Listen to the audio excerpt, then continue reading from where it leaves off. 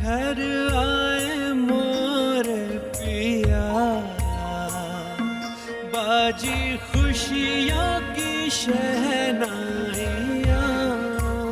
ચોપાટ રમવા માટે એકબીજાની આંખોમાં આ રીતે જોવું પડે? बाजी खुशियों की शहनाइयाँ।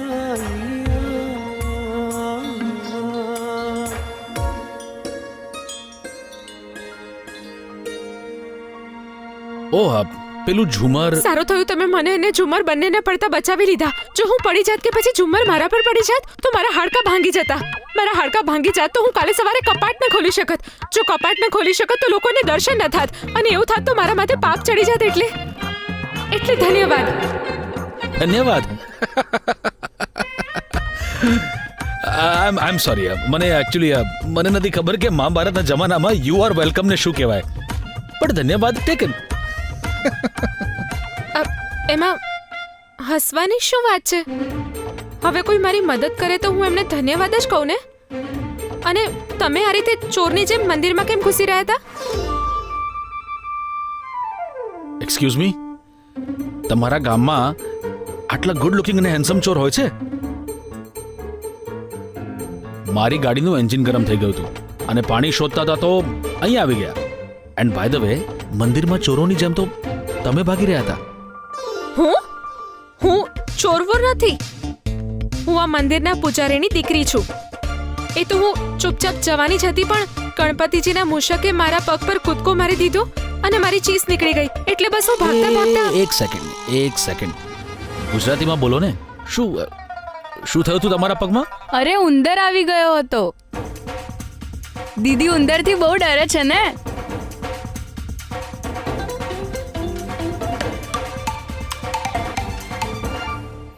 પણ હું તો ખાલી મારા દીકરાનો સંબંધ નક્કી કરવાનો અધિકાર માંગી રહી છું. તમે સમજાવો ને ભાભીને.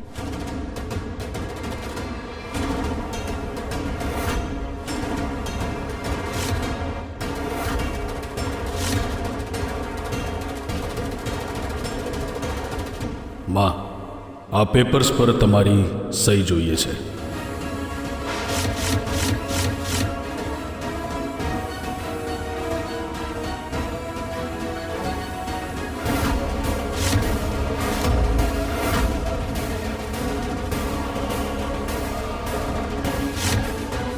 અરે અધિકાર માટે આટલી ભૂખી કેમ છે તું? આ ઘરની વહુ છે એટલે તને ઇજ્જત મળે છે. અરે ખાવા માટે ખાવાનું મળે છે, પહેરવા માટે સારા કપડાં મળે છે, આ દાગીના, નોકર ચાકર બધું તો છે તારી પાસે. એટલું જ નહીં, તારા નામથી મેં ગામમાં પાણીનો ફુવારો પણ દાન કર્યો છે. શ્રીમતી ઉષા દેવી બુંદેલા સ્વચ્છ જલ સુવિધા. મર્યા પછી પણ લોકો તને યાદ કરશે. બીજું શું જોઈએ છે તારે? હે?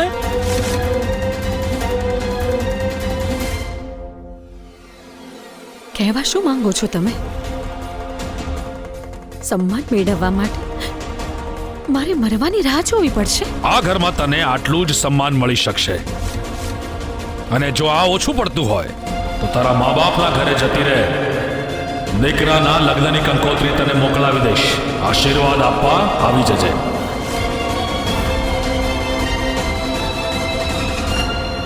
આ પેપર ઉપર પણ સાઇન કરી દો.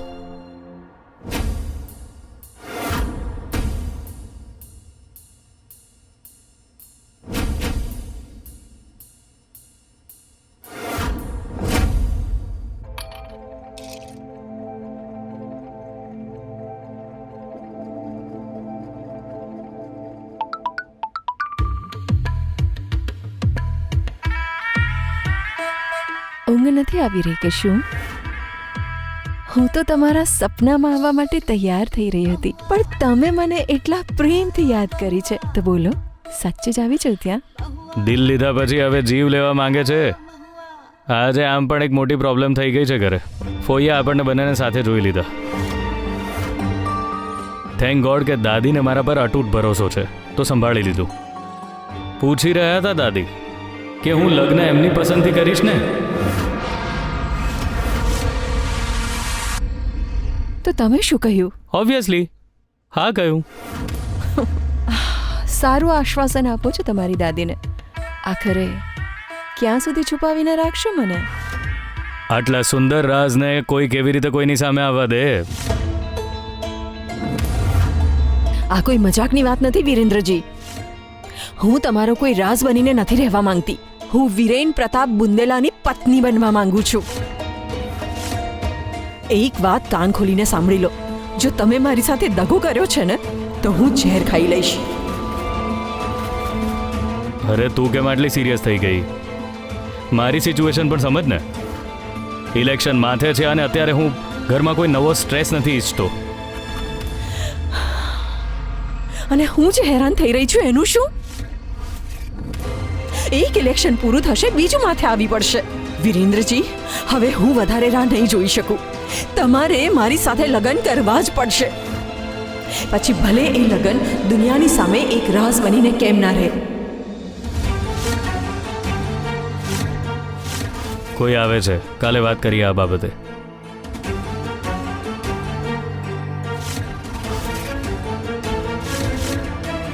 જ્યારે જીદ કરે છે ત્યારે માથાનો દુખાવો કરી દે છે.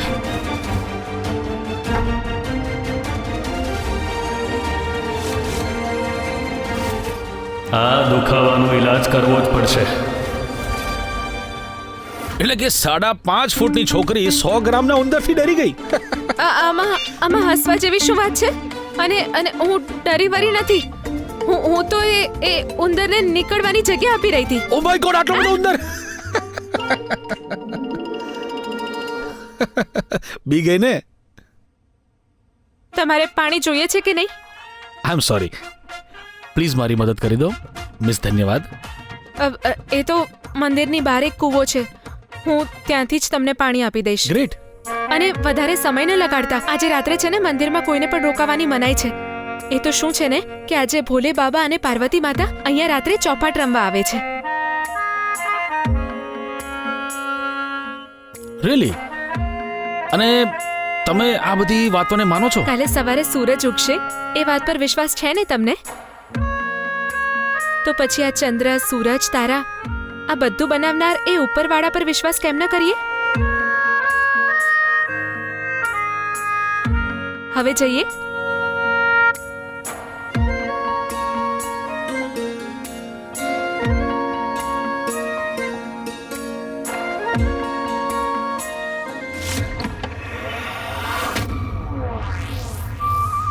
મમ્મી,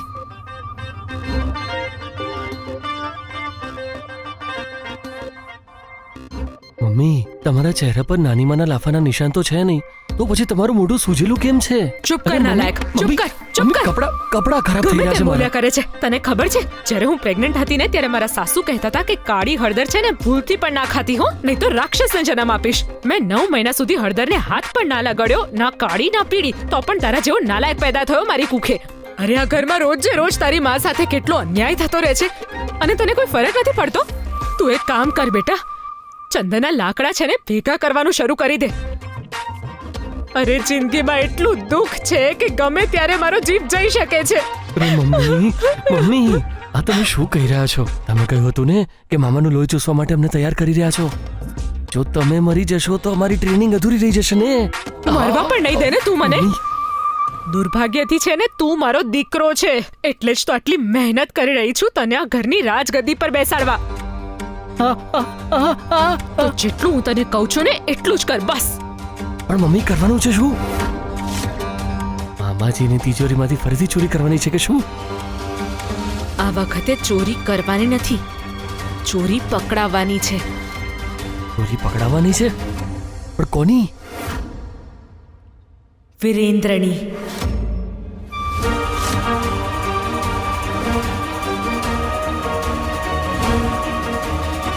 હવે તો મેં પણ સમ ખાધા છે. એ વિરેન્દ્રનો અસલી ચહેરો બધાની સામે લાવીને જ રહીશ.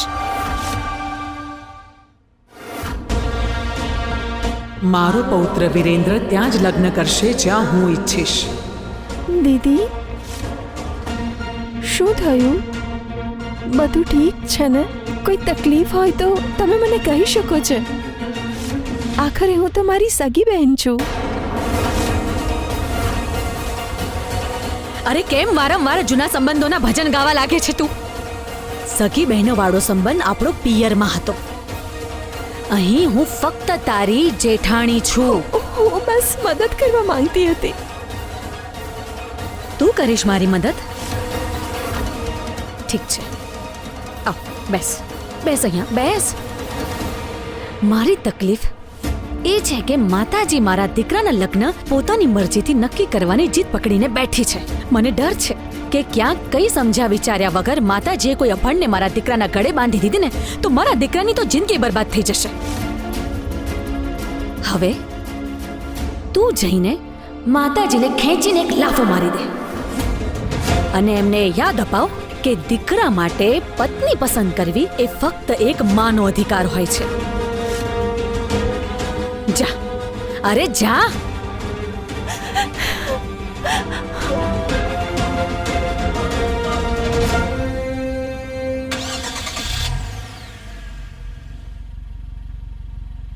ચાલુ થઈ ગઈ ગાડી દીદી.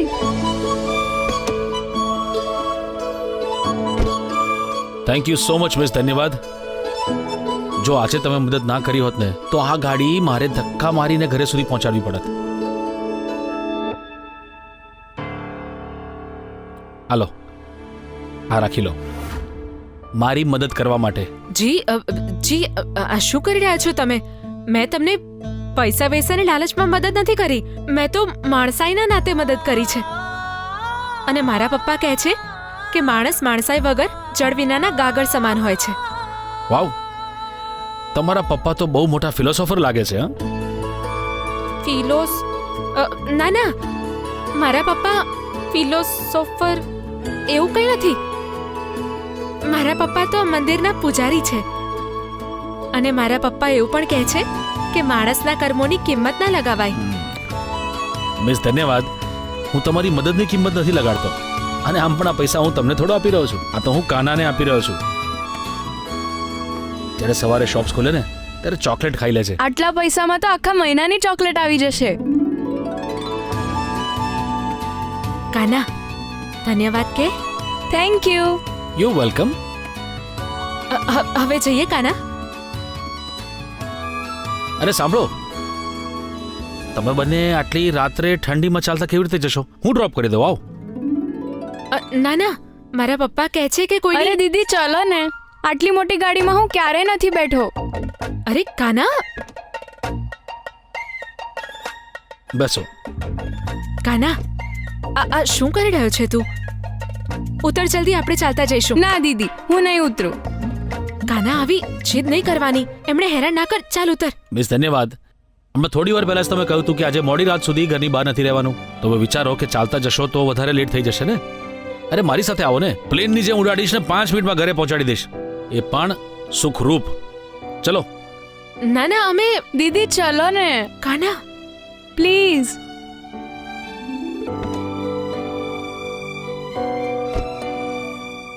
ચાલો, આપણે જઈ શકીએ છીએ. મિસ ધન્યવાદ, હું તમને ઘરે ડ્રોપ કરું છું. ડ્રાઈવર નથી તમારો. આગળ બેસો, ત્યાં જઈને. આગળ? ત્યાં? હા, કેમ? હું બળદ છું જે મારી બાજુમાં બેસો તો હું શિંગડું મારીશ? ચલો આગળ બેસો.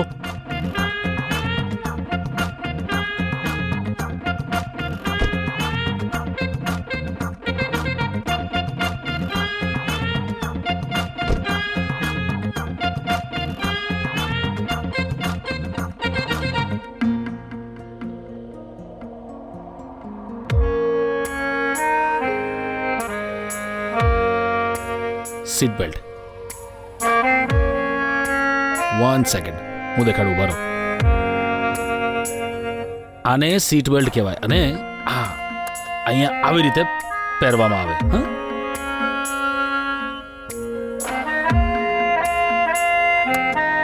લગાવો તો પડશે જ તમારે. Safety first.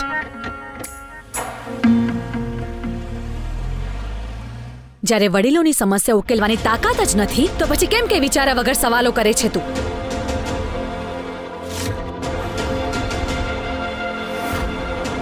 થોડા વર્ષો પહેલા તમે પણ કઈ સમજ્યા વિચાર્યા વગર મારા જીવનનો એક નિર્ણય લઈ લીધો હતો. દુર્ગેશજી સાથે મારા લગ્ન કરાવીને આ જેલમાં લઈ આવ્યા તમે મને, જ્યાંના શ્વાસ લેવાની આઝાદી છે અને ના પતિનો પ્રેમ. અરે તો ના પાડી દેવી હતી ને. એ તો મારી બુદ્ધિ બગડી હતી કે મેં એવું વિચાર્યું કે મારી બહેન પણ સાસરે આવી જશે તો મહેલમાં જ રાજ કરશે. પણ તું તારા પતિને રીઝાવી ન શકી. આટલા વર્ષોમાં આ પરિવારને એક બાળક પણ ન આપી શકી. એ મારી ભૂલ તો નથી ને? હકીકત તો એ છે કે તારું દુર્ભાગ્ય તું પોતે જ તારી સાથે લઈને આવી છે. દોષ તારા ભાગ્યનો છે અને આરોપ મારા પર લગાવે છે.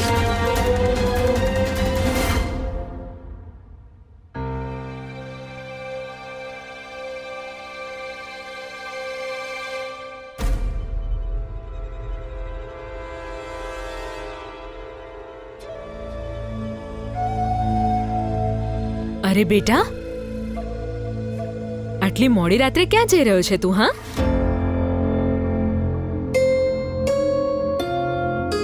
ઊંઘ નહોતી આવતી ફોઈ, વિચાર્યું બહાર ચક્કર મારી આવું છું દાદી.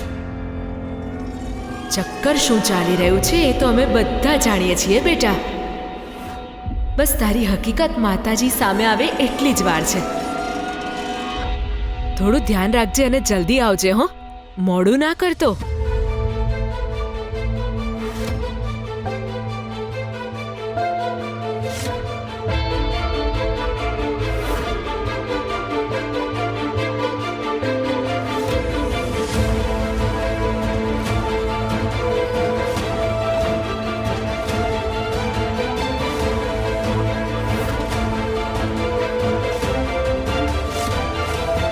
શું છે આમાં? ભાઈજીના નામે કોઈ ભેટ છે બાપુજી. આટલી મોટી ભેટ? અરે બેટા, જોઈને કહેતો ખરો કોણે મોકલી છે?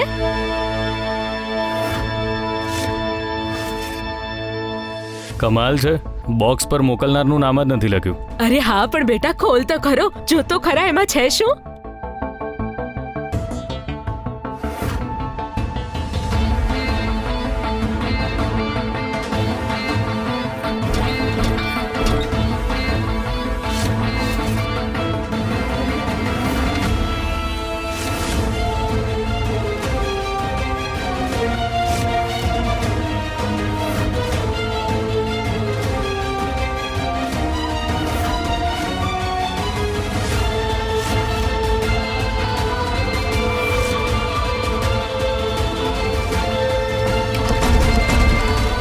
અરે શું છે એમાં?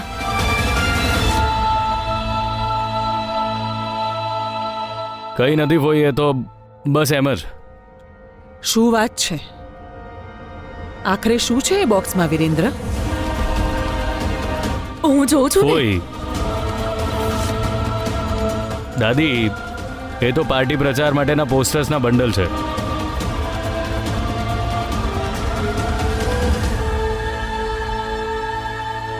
એક કામ કરો, આને મારા રૂમમાં મૂકો. જી ભાઈજી. ધ્યાનથી મૂકજો, પ્રચાર સરખી રીતે થવો જોઈએ ને. હા, ધ્યાનથી.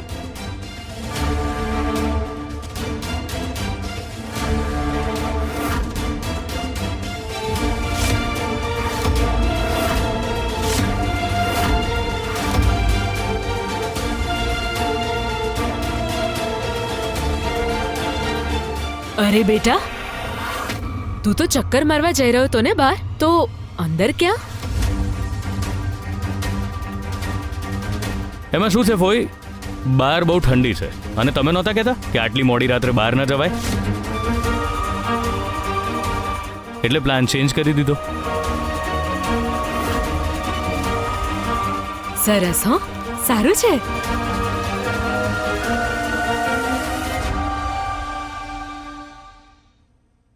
આના પર તો વિરેન્દ્ર પ્રતાપનું નામ લખેલું છે. આમની જન્મપત્રિકા મારી પાસે કેવી રીતે આવી ગઈ? પંડિતજી સાંભળો, સાંભળો ને, કાનો ખબર નહીં ક્યાં જતો રહ્યો છે. શું કાનો ઘરે નથી? અરે તે બધી જગ્યાએ સરખી રીતે જોઈ તો લીધું ને. હા પંડિતજી, તમારી આ 4 માળની હવેલીના 365 રૂમમાં મેં બધી જગ્યાએ જોઈ લીધું, પણ તમારો લાલો ક્યાંય ન મળ્યો. ચાલો બહાર જઈને જોઈએ કે આ કેવું તો નથી ને કે તમારી છોકરી મારા દીકરાને લઈને બહાર બેઠી હોય ઠંડીમાં. આટલી રાતે કોણ આવ્યું હશે?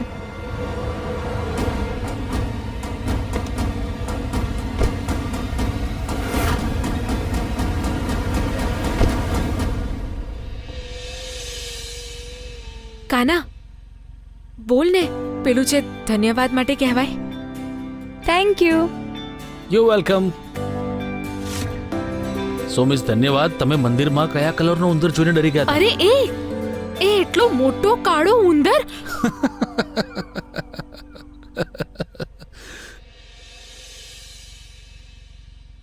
ચલો, તમે મારી કોઈ વાત પર તો હસ્યા. એક નંબર. હવે બસ આ જ દિવસ જોવાનો બાકી રહી ગયો હતો. અડધી રાતે અજાણ્યા છોકરા સાથે ફરી રહી છે અને સાથે મારા લાલાને પણ બગાડી રહી છે. Okay then bye bye. Chocolates લઈ લેજે. ચલો બાય. Bye bye.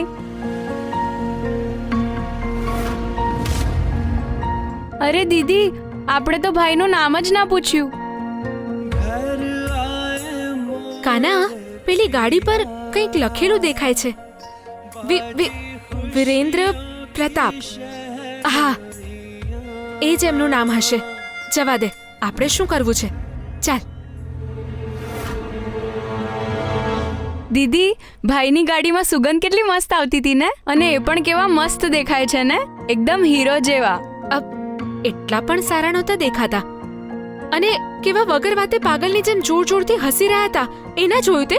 જે પણ હોય, ભાઈ તો બહુ જ સારા હતા. એમણે આપણને ચોકલેટ માટે પૈસા પણ આપ્યા.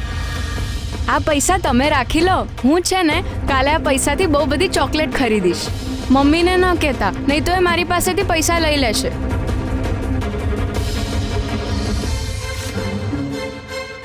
ઠીક છે, હવે જઈએ. આવી જા.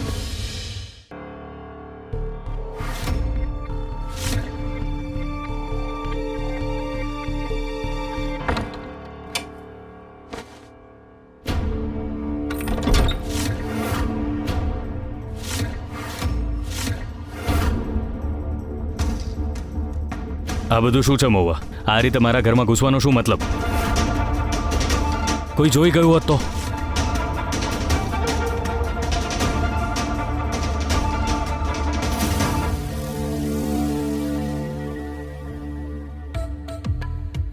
મને જોઈ જાત તો ઘરની થનારી વહુનો પરિચય થઈ જાત.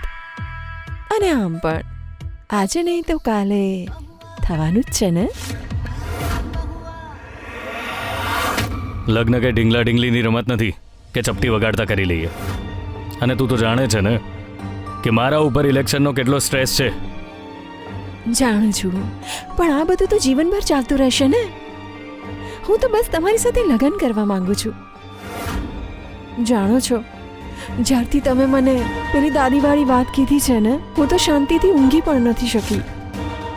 બસ હવે આ જ એક રસ્તો છે જે મારા મનને શાંત કરશે.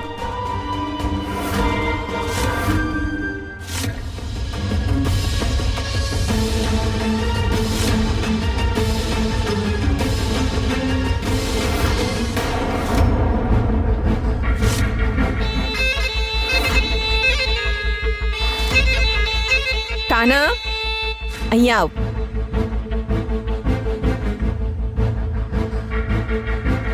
મને તો બહુ પાન ભણાવતા હતા તમે બાપ દીકરી કે દાન પેટીમાંથી 10 રૂપિયા પણ ઘરમાં ના આવવા જોઈએ. અને તમારી દીકરી પંડિતજી અડધી રાત્રે અજાણ્યા છોકરા સાથે ન જાણે શું શું કરીને પૈસા લઈને આવી છે.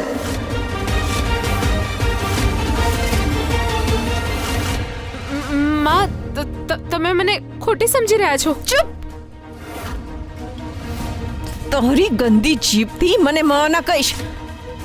માં નથી હું તારી.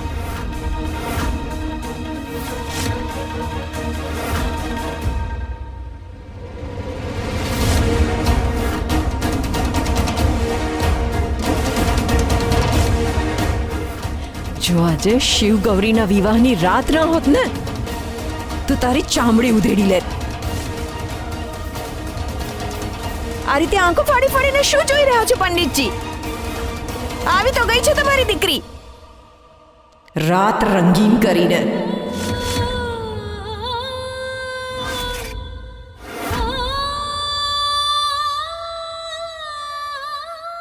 પંડિતજી ચલો અંદર.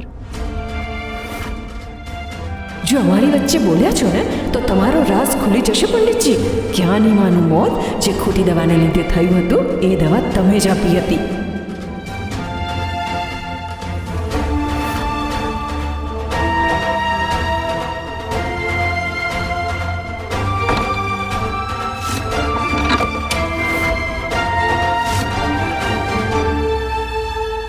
રજની દરવાજો ખોલ.